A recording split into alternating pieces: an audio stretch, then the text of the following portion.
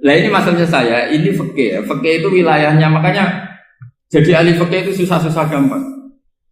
Jenengan jangan hanya berpikir protes dengan ketentuan fikih, mengkaji yang sebanyak-banyaknya itu tadi.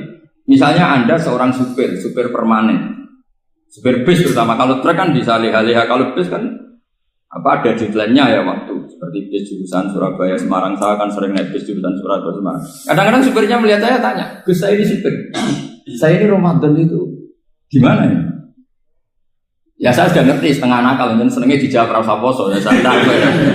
Tapi masalahnya secara fikih kalau kamu mengharapkan kamu harus puasa terus, kamu melanggar konstitusi ilmu. Memang musafir punya diskon? Boleh? Tidak puasa. Pertanyaannya, bayarnya kapan? Sawal ya nyupir lagi, Zulqa'dah nyupir lagi, nanti sampai Ramadan ya. Nah terus, ya pas kamu cuti, biasanya cutinya pas sakit, boleh diskon lagi karena sakit. Coba. Nah, andai kan Anda jadi ahli fikih milih zaman. Lo kalau orangnya soleh terus kayak ustadz di sini kayak dosen UI kan, masa dosen UI Universitas Islam nggak Islami kan nggak mungkin. Mungkin memilih poso kan. Masalahnya ini kan hukum untuk orang kebanyakan, nggak boleh hukum musuh gak kuat. Sahur jam 3:30 ngombe vitamin pokoknya harus kuat. Itu udah hukum, itu saran. Hukum itu beda dengan saran. Hukum itu hanya berpijak musafir itu boleh store. Kalau saran memang boleh, ya usahakan kamu makan 3:30 pas fit, nyumpir.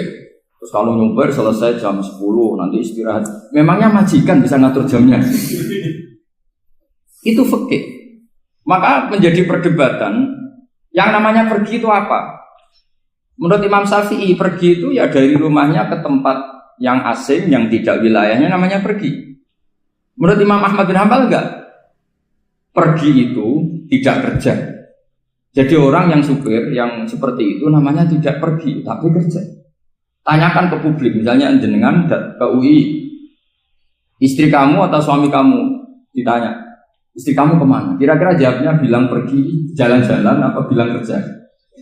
Kerja. Makanya kata Imam Ahmad bin Hanbal, mudi mustafar atau orang yang berprofesi, yang profesinya memang harus pergi, kayak traveling atau supir, maka itu namanya tidak pergi, namanya itu kerja. Karena apa? Sekali distatuskan pergi, maka ikut status yang dikatakan Allah dan Rasul dapat diskon boleh tidak puasa. Maka terus kita debat tentang definisi.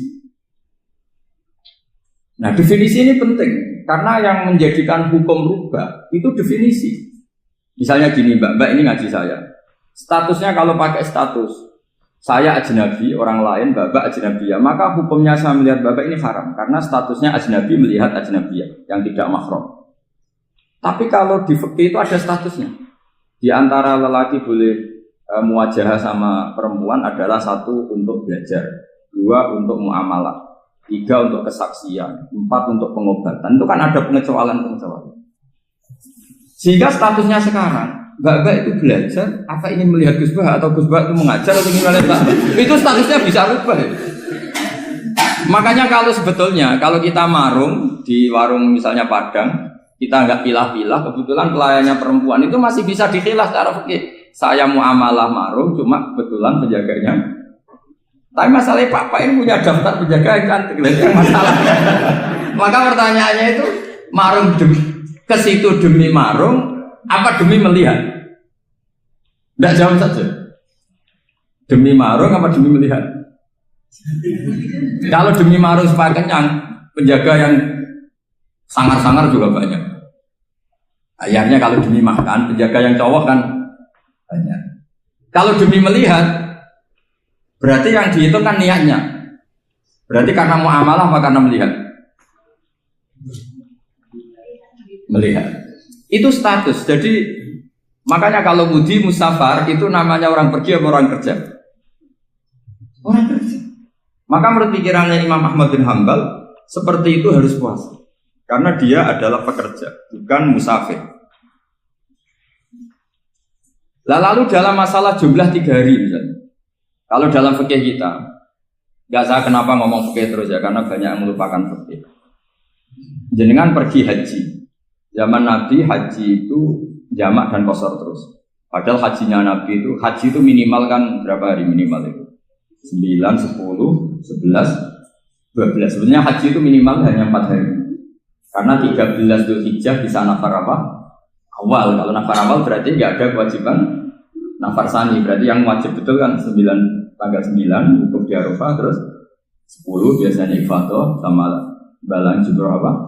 Akobah, terus 11, 12 itu kan sudah boleh cabut karena apa? Nafar apa? Awal. Berarti nggak usah nafar apa? Sani. Berarti hanya berapa? 4. Tapi Nabi haji di Mekah Medina itu sampai 40 hari karena perjalanan. Pertanyaannya ketika Nabi menjamak dan mengqashar itu cara Imam Syafi'i lis safar. Karena Nabi orang Medina datang ke Mekah dengan jarak 460 kilo, maka Nabi boleh jamak dan qashar. Dari pikiran Imam Syafi'i, jamaknya Nabi itu lis safar karena pergi. Cara pikiran Imam Malik enggak, jawabnya Nabi itu lin nusuk. Nabi menjamak sholat itu karena melakukan ibadah haji. Efeknya adalah orang Mekah kalau haji itu cara Imam Malik meskipun jaraknya dekat boleh apa? Boleh apa? Qashar, boleh jamak qashar. Lalu terus ada pertanyaan fikih lagi. Lalu jamak qashar itu karena pergi apa karena masyaqqah? Karena repot. Coba kalau sampean kira-kira jawab. Misalnya kita orang kaya bawa uang 1 miliar naiknya Alphard, ada supirnya, ada ajudannya. Pergi di jarak 100 kilo. Masyaqqahnya kan tidak ada sama sekali, apalagi di tol kebetulan nggak macet. Kira-kira boleh jamak nggak? Boleh Gus karena pergi, tapi kan nggak ada repotnya sama sekali. Dibanding misalnya yang ngebis bawa beras 1 pintal gitu kan, udah gitu suruhan orang lagi kan pusing. Maka fikih ini untuk memberi hukum itu kalau fikih itu menstatuskan dulu. Ini orang boleh jamak itu karena masyaqqah apa karena safar. Lalu kalau setelah karena safar itu karena jaraknya apa tingkat masyaqqahnya. Kalau karena jaraknya ya tidak juga. Tidak juga gini maksudnya. Mungkin Anda tidak pernah terpikir begini. Kalau saya mau ke Jakarta, kemudian sampai Purworejo itu sudah waktu zuhur. Saya boleh nggak zuhur di situ sama saya? Boleh kan? Padahal perjalanan saya belum capek. Hanya nunggu boleh jamak itu setelah kita menempuh jarak itu apa menuju, sedang menuju dan niat. Sedang menuju dan niat. Misalnya saya mau ke Jakarta, saya orang Sleman mau ke Jakarta, itu sampai mana itu Magelang itu sudah boleh jamak kan? Boleh nggak? Boleh karena saya mau ke. Nah pertanyaan secara fikih mungkin ada tidak terlintas. Ternyata ditelepon sama istrinya nggak jadi pergi. Padahal sholatnya kadung di jamak zuhur dan asar. Apakah setelah di rumah sholat lagi? Sama nggak pernah mikir gitu. Karena tidak nekuni fikih. Jadi orang fikih itu sudah pusing, makanya jangan diprotes terus. Kita ini sudah pusing, tapi orang itu enak aja protes terus. Tidak menurut jenengan nanti wajib sholat lagi enggak?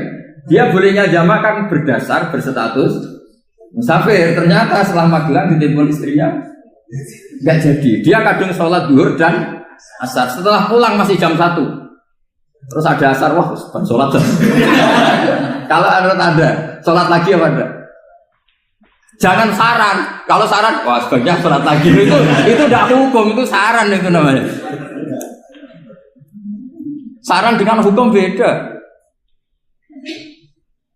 Sholat lagi beda.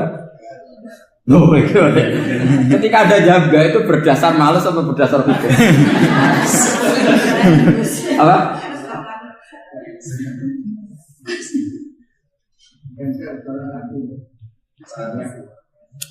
Nah kalau Anda sholat lagi, pertanyaannya gini, Allah itu tidak punya tradisi mewajibkan 2 kali. Pertanyaan fikihnya mesti gitu. Dan saat Anda di Magelang menjamak itu melakukan sesuatu yang disahkan oleh agama. Berarti pas Anda jamak zuhur asar, sesuatu pas melakukan itu kan berstatus sah dan boleh. Meskipun setelah itu ada masalah, istri kamu nelpon terus pulang. Tapi pas itu kan sudah dinyatakan oleh malaikat sah, Anda sudah zuhur dan asar. Kalau melihat itu tidak wajib mengulang. Tapi bisa saja malaikat ada yang usil. itu sah karena Anda berstatus musafir. Berhubung status Anda hilang, maka poin Anda sudah sholat juga hilang. Kamu milih fikih yang mana?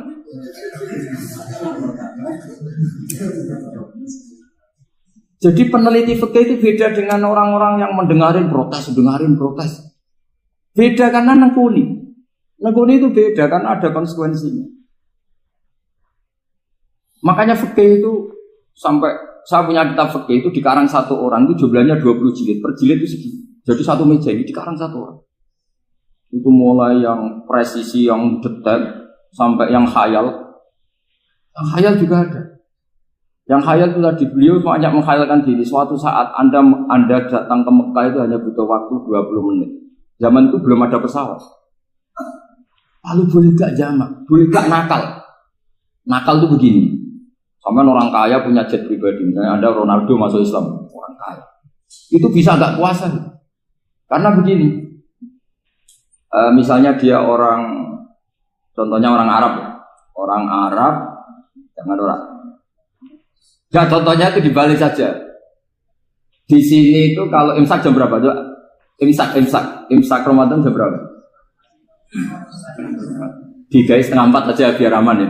Kalau 3:30 kan masih imsak. Dia terbang ke Mekah. Jadi orang sini puasa jam 5 kan mulai puasa. Dia terbang ke Mekah kan masih malam. Makan terus dia. Mekah mau ada matahari terbang lagi ke barat. Karena dia menghindari berstatus puasa. Atau sebaliknya, dia orang Mekah jam 12 puasa. 12 siang puasa. Dia, wah kalau 6 jam lagi buka, bisa barangnya saya. Terbang ke Indonesia. Ke Indonesia terbang baru 1 jam, di sini sudah buka. Itu khayal. Jadi itu ada khayalnya. Itu lama dulu, sebelum ada pesawat sudah mengkhayal gitu. Bolehkah orang yang di Masyriq ke Maghrib demi itu? Kalau Anda jadi Raja Salman jam 1 kok sudah nggak kuat apa? Puasa itu diberi saran terbang ke Indonesia. Itu kalau pakai jet kan nggak sampai 9 jam, 1 jam ke Jakarta. Sudah ada wow akbar. Bukan. Boleh enggak? Lo mau kamu enggak bilang, oh enggak boleh. Wong di Jakarta sudah guru Samsi. Masa sudah matahari terbenam orangnya enggak boleh? Bukan. Lah ya. Apa? Kalau resikonya gini, sampean mungkin nggak mikir. Resikonya gini, kalau dia berstatus musafir, bolehnya buka karena musafir. Pertanyaannya dia wajib bayar. Kan musafir bolehnya kodok nanti harus bayar. Tapi kalau dia buka normal kan tidak harus bayar. Beda efek-efeknya beda.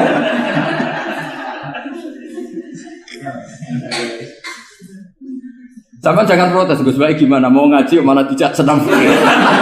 Ini kan ngajinya para dosen, para pegawai. Jadi harusnya itu jadi mufti, ngaji untuk jadi mufti.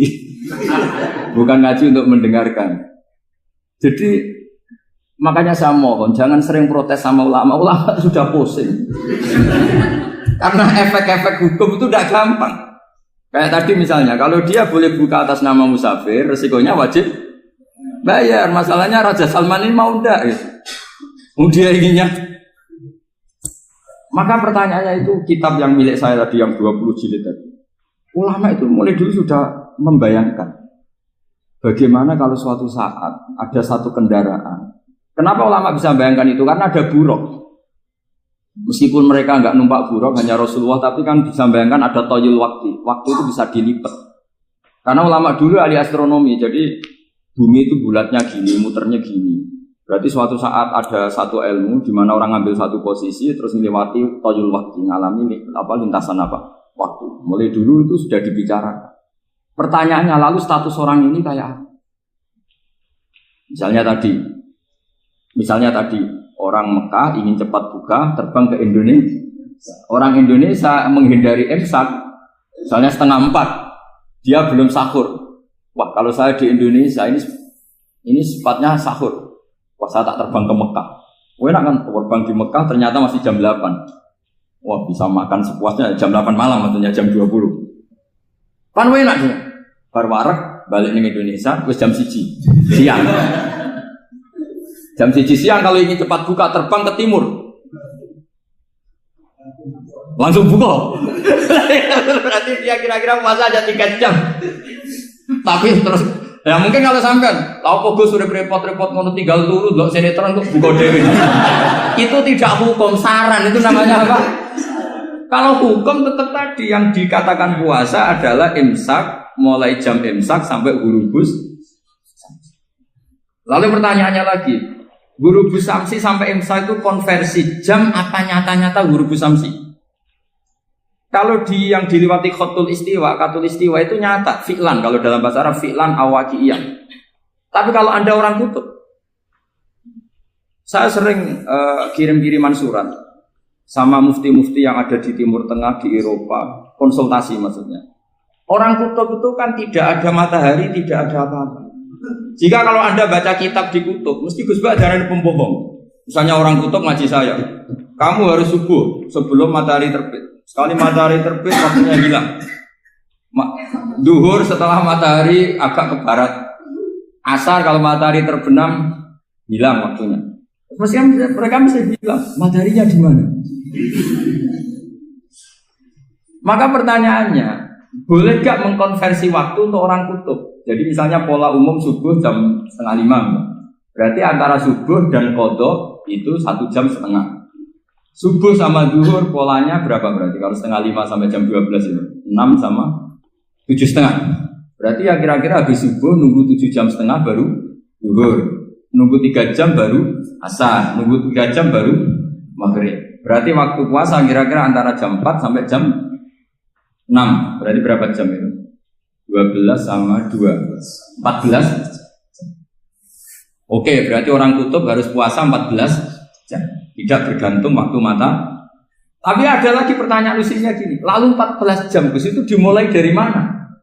Apa asal 14 jam? Apa harus ada konsensus setarnya? Masih ada PR lagi. Menurut kamu gimana? Ada konsensus setarnya dimulai jam 4 dini hari. Apa asal jumlahnya? Imsak 14.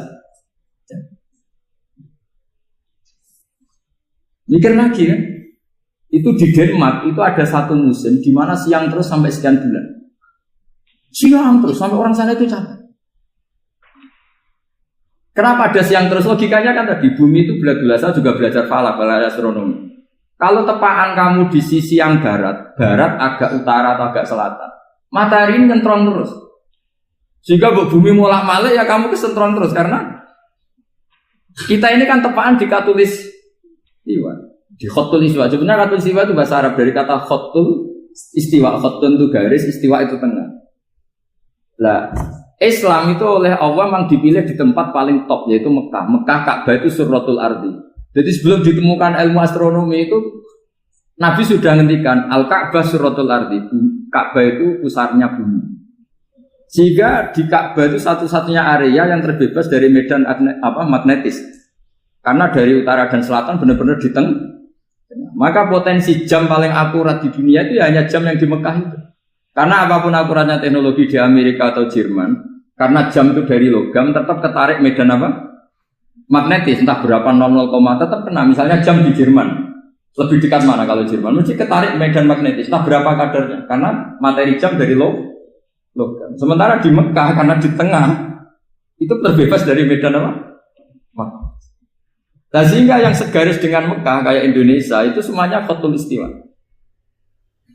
Nah kalau khotul istiwa normal itu artinya ya 12 siang secara umum ya 12.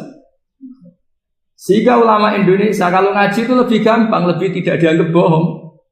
Karena ya ada terbitnya matahari, ada zawalus syamsi, ada hurubus syamsi. Coba kalau kitab itu Anda baca di kutub utara sama kutub selatan, murid kamu bingung semua. Ini gimana Ustadz? Tidak ada matahari kok semuanya diukur pakai matahari.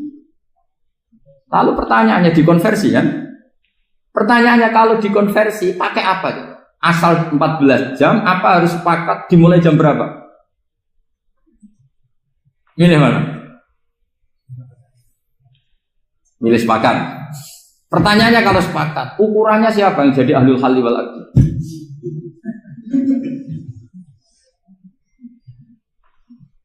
Jadi orang fikih itu sudah bingung, makanya saya mohon jangan sering diprotes. Saya pernah ketemu ulama, saya kan sering ikut komunitas di New York, itu andekan dibur, itu pas persis Ka'bah. Di buminya itu kalau dibur itu pas persis Ka'bah. Lalu pertanyaannya, ada kiblat tidak di sana? Ya bumi kan gini ya. Kalau dalam bahasa falak itu ada rubuk namanya. Rubuk itu bumi yang sewaktu itu hanya yang seperempat. Ya bumi yang sewaktu itu hanya seperempat. Jadi kita sekarang siang, berarti yang baru siang hanya seperempat bumi. Nanti yang malam ya hanya seperempat bumi. Ya, misalnya sekarang kita di sini siang, di Arab Saudi kan belum, ini masih 5:30. Ini sekarang di Arab Saudi baru. Lah itu ada daerah di mana dengan Ka'bah itu pas atas sama bawah. Harusnya kan bebas arah.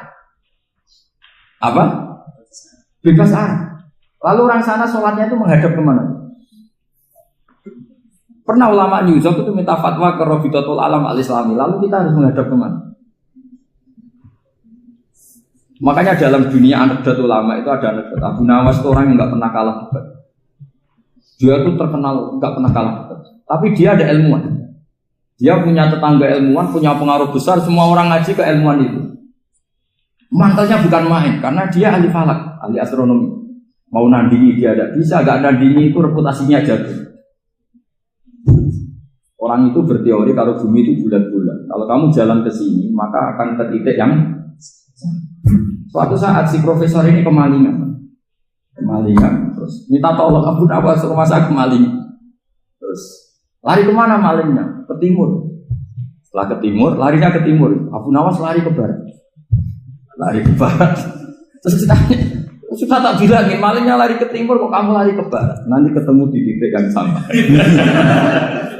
Sebenarnya itu profesornya mangkel. Oh kamu nyindir. Artinya Abu Nawas gak terima. Teori Anda itu gak bisa. Secara keilmuan benar, tapi secara faktual gak boleh. Berarti kalau ada orang ngejar istrinya lari ke timur, dia harus tetap ke barat. Nanti ketemu di titik yang sama.